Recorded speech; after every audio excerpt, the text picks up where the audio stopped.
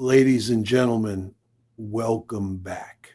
Today is Saturday, January 10th, 2026.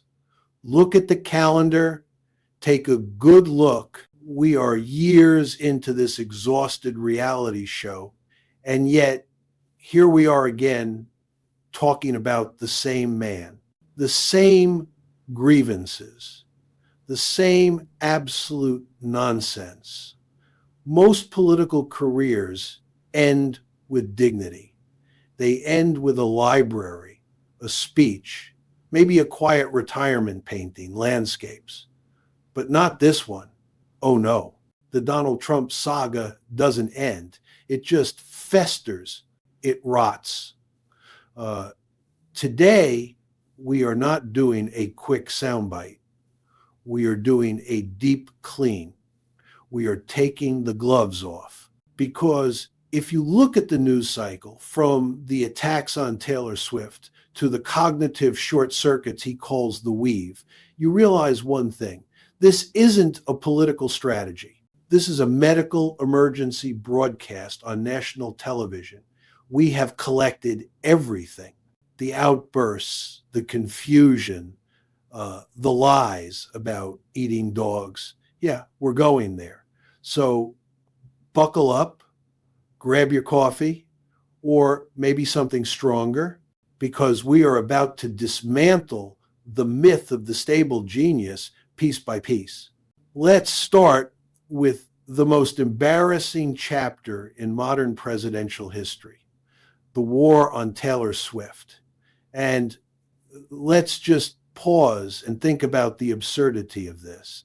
You have a man who wants to hold the nuclear codes. He wants to sit across from Putin and Xi Jinping. He claims to be the toughest guy in the room.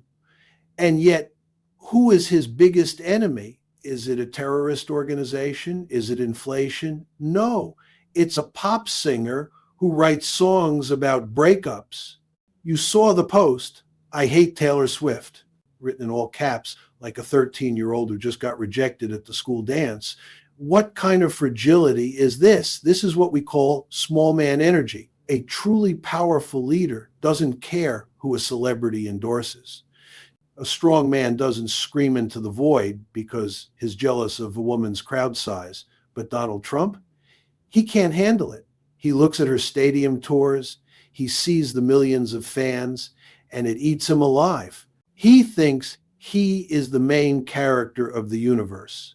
And when someone else takes the spotlight, especially a successful, self-made woman, he cracks. It's not just funny, folks. It's pathetic. It shows a man so consumed by his own ego that he has no room left for governance. He isn't fighting for you. He's fighting for his own bruised vanity. But let's move past the pettiness to something genuinely dangerous. Let's talk about his brain. You've heard him lately. You've watched the rallies. He goes on stage and starts talking and talking. He talks about sharks. He talks about batteries falling into the ocean. He talks about Hannibal Lecter as if he's a real person who just endorsed him. And when people ask Donald, what are you talking about? What does he say? He calls it the weave. He claims, and listen to this spin, he claims it's a brilliant oratorical strategy where he tells 5 different stories and ties them all together at the end. Give me a break. I've listened to these speeches. There is no tie-in. There is no landing the plane. The plane crashed 40 minutes ago, and he's still talking about the beverage service. This isn't he a weave, folks. This is cognitive soup.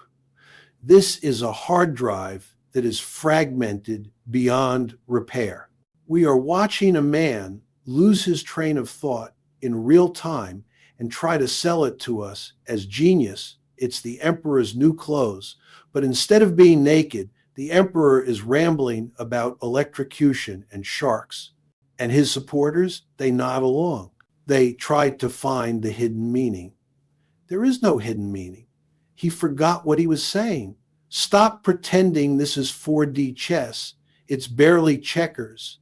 It's a man in his late 70 seconds who needs a teleprompter to remember what state he is in.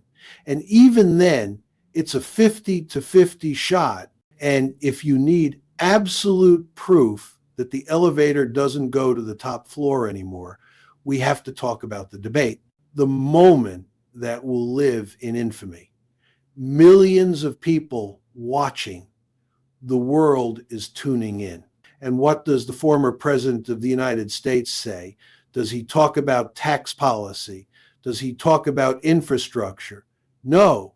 He looks the camera dead in the eye and says, in Springfield, they are eating the dogs, they are eating the cats. Stop. Just stop. I want you to really process that. He didn't get this from an intelligence briefing. He didn't get this from the FBI. He got this because he saw a meme on the internet.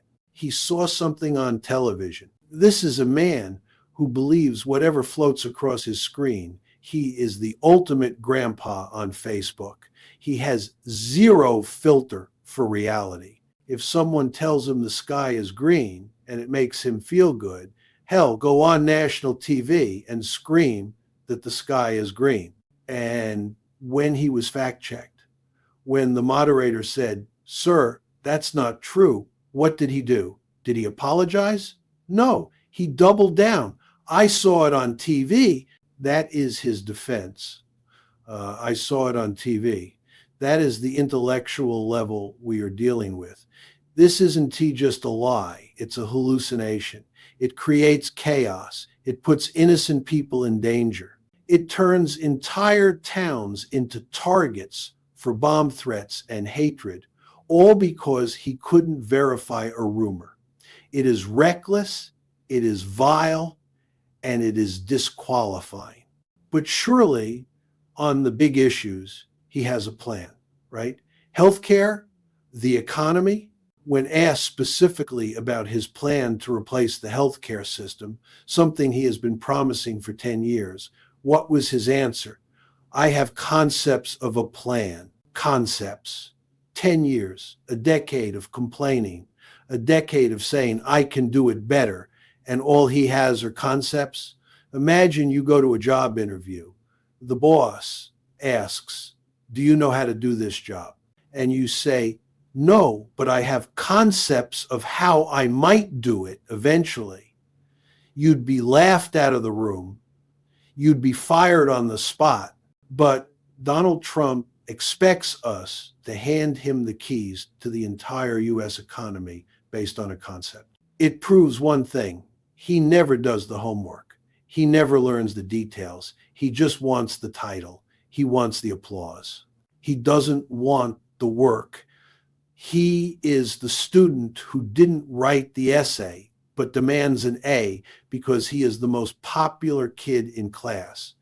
So here is the summary for January 10th, 2026. We are looking at a man who is fighting imaginary wars with pop stars. We are looking at a man whose speeches are incoherent ramblings about sharks and cannibals. We are looking at a man who spreads dangerous lies about immigrants eating pets because he saw it on TV. And we are looking at a man who has no plans, only concepts and grievances. This is NT about Republican or Democrat anymore. This is about sanity versus insanity. This is about reality versus delusion. The act is tired. The jokes aren't funny. The danger is real. He is selling you a broken product wrapped in gold foil and telling you it's a diamond. Don't buy it. And the world is moving forward. Technology is moving forward. The future is waiting. And Donald Trump, he is trying to drag us all back into his chaotic, angry, confused past. He is screaming for attention. He is desperate for validation. But The cracks are showing, and they are getting wider every single day. The strong man is melting down. That is the news. That is the reality check. The question is no longer, what will he do next? The question is, how long are we going to pretend this is normal? Share your opinion in the comments. Do you think the weave is genius, or is it just nonsense? Are you tired of the drama? Let's hear what you really think. If you found this video interesting, or if you just appreciate someone finally telling it like it is, please smash that like button. Share this video with your friends, your family, and even your crazy uncle. And subscribe to the channel so you don't miss anything. We are here to keep the record straight. Thanks for watching. Stay sharp, stay critical, and see you next time.